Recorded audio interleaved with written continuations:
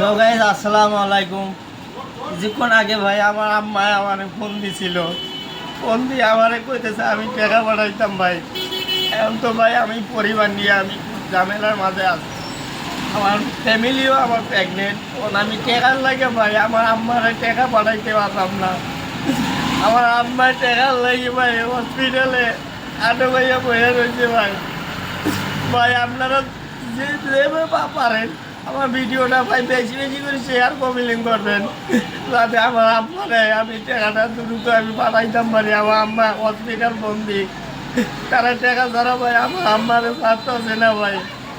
Please ভাই তোমার কাছে একটাই অনুরোধ ভাই, তোমরা এই ভিডিওটা বেশি বেশি করে শেয়ার কমেন্ট করবেন।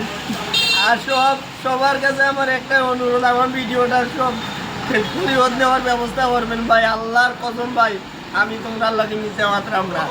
আমার আম্মা হসপিটাল ভর্তি ভাই, এখন আমি সিলেটে আছি। এখন আমি যাইতে পারি না ভাই টাকার অভাবে ভাই। আমার আম্মাই আমার কিভাবে মানুষ করছে ভাই, এখানে আমার অন্তর চালে আর উপর আল্লাহ চালে ভাই। আমি দিশাহারা ভাই, এখন আমি কি করবো আমি নিজে বলতে পারতেছি না। আসসালামু আলাইকুম ভাই।